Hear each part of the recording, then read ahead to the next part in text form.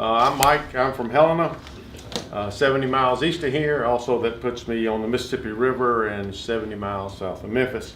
And I grew up on a rented dryland, sandy cotton and soybean farm. It was rented. The landlords never could send back any part of the rent check to help with irrigation, so it was dryland. Didn't inherit a farm. I didn't take any courses in college, so I walked on to the farm with my father-in-law kind of stone cold. I spent the first half of my life as a dryland farmer, and I'm still on that same sandy cotton farm, though we have added irrigation. Never have had any rice quite different from this area. But that sandy farm would wash away in the winter and blow away in the spring. There's a story about an old man named Mr. McCann just south of us, and supposedly Mr. McCann was having a real rough spring start. It was raining, and he had a planter broken down on this side of him and needed to go get parts, and he had a tractor and a disc over here and ready to go to the field, but he had no driver. So as he gets ready to go get parts, the man walks up, which was common in those days in early spring. Someone came up and said, "Mr. McCann, I need a job." So again, that was common. He always asked the same question. "Okay, well, what is your name?" "John." "Well, John, have you ever driven a tractor?" And the answer was always the same. "Oh, yes, sir, I grew up on a farm." That was very possible that he grew up on a farm, but the tractor he drove was always a different color, a different transmission. Something didn't work. And so he says, "Well, John, I'll tell you what, I'll give you a chance. Get up on this tractor, follow me out to the field, and we'll see if you can disc." So indeed, John gets up on the tractor. Lo and behold, he starts it. He puts it in gear. Mr. McCann's thinking, "Whoa, look at here." John actually picks the disc up off the ground before he lets off the clutch, and away we go to the field. So they get out there. John unfolds the disc. And Mr. McCann says, "All right, John, make a round right here and let's see what you can do. And then I've got to go to town and get parts, and I'll check back with you, but make me a round." So John makes a round, and it looks good. Now, most of those people that came onto the farm in those days they couldn't really drive, and you could tell kind of when they first started, because they would go down the edge of the field and they'd knock some of the bark off the trees, and they'd weave and they'd skip and they'd overlap. And in those days, you had on the farm, you had your ace on the farm. He had more ability than anyone else, and he could lay off a straight row, so he was your row man. And then you had operators. They could drive planters and cultivators, and then you had other people that were just drivers. And they may live on the farm, and they were quite comfortable, and you knew that's what they were capable of, and that was their comfort level. And we called them disc pullers. That's kind of what they did, and everyone could live with them just being a disc puller. So Mr. McCann says, "John, you're doing fine. I want you to just keep discing this field, and I'm gonna run to town and get carts, and I'll check on you. But John, listen to me. When you get about midway to this field, there's gonna be a pothole. You know, it's been raining, and there's a pothole out there. And John, don't get stuck in that hole. Don't even cut any ruts. When you get to that hole, you just go around it." John said, "Yes, sir. I get that hole, I'm gonna go around." Mr. McCann goes to town, comes back with parts, and he's kind of watching, and John's midway to the field because, indeed, he's going around the hole. But as Mr. McCann gets closer, John's just going around and around and around. So John didn't cut any ruts, but maybe mentally he was kind of hung in a rut. So Webster says the definition of a rut is pattern behavior, becomes dull, unproductive, and it's hard to change. Well, farmers can get in a rut. You know, what we do is kind of the same every year. So farmers get in somewhat of a rut, and we do the same thing, we get our loyalty to these same people, and that's just where we stay. But another thing that can be said for a farmer is they have that pioneer, that can do, get her done spirit. Boy, we can really work when we need to, and we can really plow. Weather vane of a farmer here and his plow, and it'd be almost un-American to suggest to take away the farmer's plow. But it's now known that coal steel and commercial NPK may not solve all of our soil problems. But lo and behold, we can plow, and we can work a field up into a complete ash bed. And boy, well, now we've got it looking like we want. Man, there's some aroma out there that's energizing, empowering, all that wheels turning and diesel smoke billowing, and now we got it fixed up and it's ready to plant. But of course, that time of the year, a rain comes. And it comes sometimes pretty hard in the spring. And that wonderful field we had worked up into a powder keg is now ooey, gooey, and gullies. But that's not a real problem here, because all we have to do is let it flash off a little, and we can go out there and force it dry, and we can stir it around a little bit, and we can pull a little dirt from either side and move that dirt back into that gully, because you know there's always more dirt where that came from. Not a problem. And so we get someone like John, we tell him, okay, now I want you to go out there and force that ground. It's gonna be a little wet, sticky, but you do what you can, and you ease out there, and let's force that ground dry, because I'm ready to plant. I wonder where John's pothole came from. So we go force that ground dry. Now remember, I'll tell you a little something. When doing something like this, when I talk to Siri and try to do something, I say the word soil, and I can't say that right. And Siri writes it down for me as soul. Now I started listening. Maybe Siri's got a little insight into this. I say soil, she says soul. Sounds pretty good to me. So now we stir this dirt around and make a mess. And one thing to note is it's thought that it takes about 500 years to make 1 inch of soil. So it's also noted that most of your annual soil loss can come in one event, one annual event.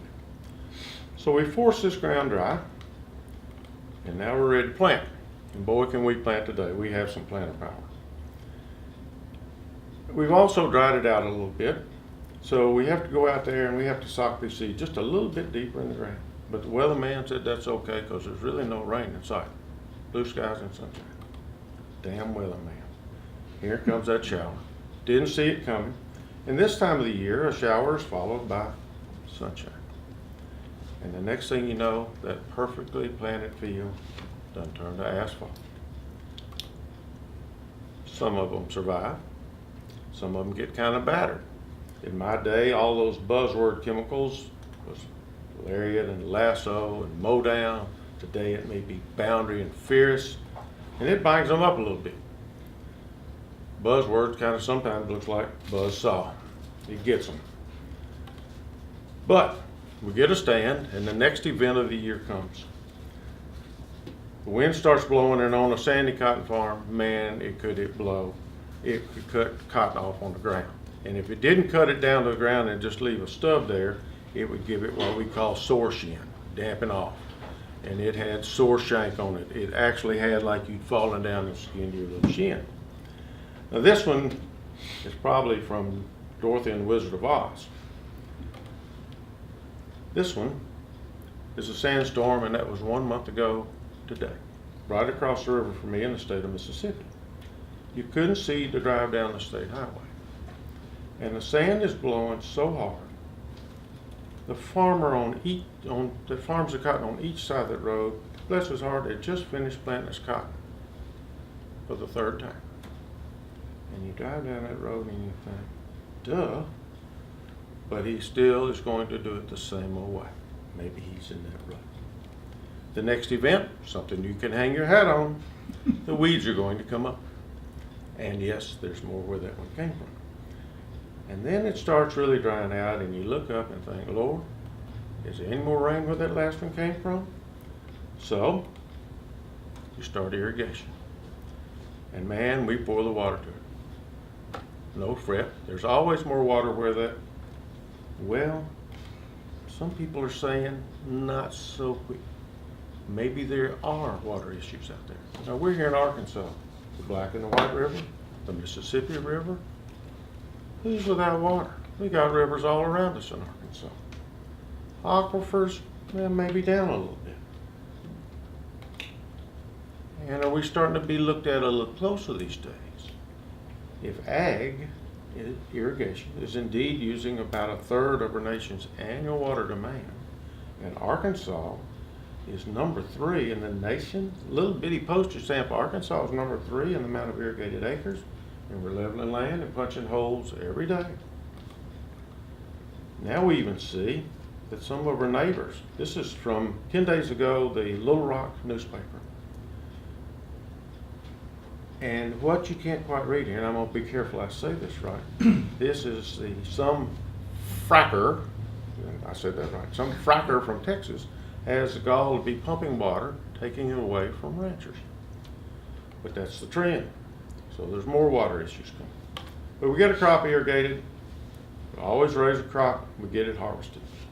That crop's done with, it's time to start planting the next year's crop.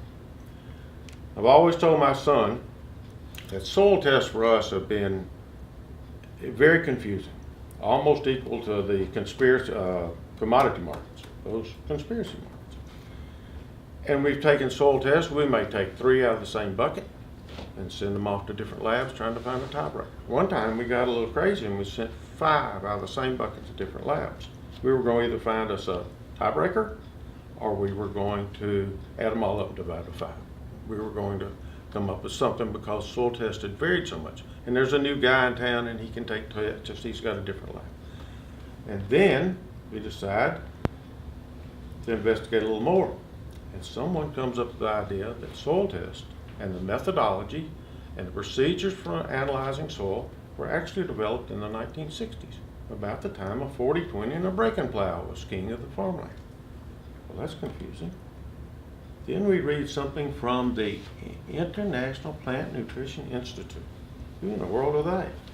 You mean to tell me maybe all that phos I put out in the fall might not be available in the spring? So what did I put that out for? Or what about the last 3 years I've been following that soil test I had? I put it out. Was it even available for the soil test I just took? Then a real scary thing. There's something about potassium chloride related to Clorox. Now that's spooky. But nevertheless, this is what we do. We blow out P and K in the fall. And we work it in. Now on the cotton farm, we really worked in the fall. Remember, I was dry land. No irrigation, so we had to break that hard pan. And we subsoil. Those 2-wheel drive John Deeres would paw and smoke would blow. And we had boy dogs and yellow devils. We had parabolics. We had paratills. We had inline. But man, could we subsoil some ground and pull up some clods, Lord. We even, one time, we had a special little subsoiler made just for us. After you get all that ground broke, hey, it's fall. It's supposed to rain. You need it to rain. You need to melt those clods back down because you couldn't hardly get back on that field anyway. But as the clods melt, some of them run off, and that becomes silt. Well, silt seems harmless enough, but silt is a 4-letter word because it runs out in all the ditches. Now, surely that silt doesn't have any of our fertilizer or chemicals in it, but it runs out and it fills all of our ditches up. And that becomes a real nuisance, kind of a 4-letter thing. Now, when I was young, the silt bars are kind of neat because in the spring when you're running down the turn row, all stressed out, really zoned out, and you look out there, there's a silt bar in that slough, and the turtles would all be out sunning.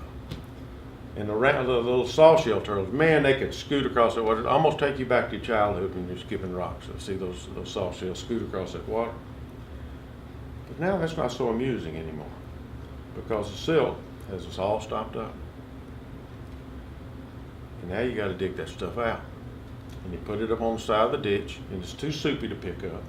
And you let it dry for a while, let the ooze run back in the ditch. And then you stir it with a chisel plow. And then you finally get it dry enough you can get a dirt pan and pick it up. And now you take it back out in the field that you just subsoiled, and you run all over that. And then you put it in that gully that it came from, like it was really going to stay there. But nevertheless, you get somebody on your traco and you tell them, ease out there and reach as far as you can and help me get that silt out of that ditch. Someplace in here, it seems like farmers are kind of in John's merry-go-round. Have we gotten ourselves in a rut? Remember the definition Webster said of a rut. There's another more earthy definition to a rut. one that we use down on the farm. That's a grave with both ends knocked out. Mr. Noble, an old man from Oklahoma and a philanthropist. No civilization has outused the youthfulness of its soils. When the soil is destroyed, the nation is gone. And even the lowly frog does not drink up his own pond.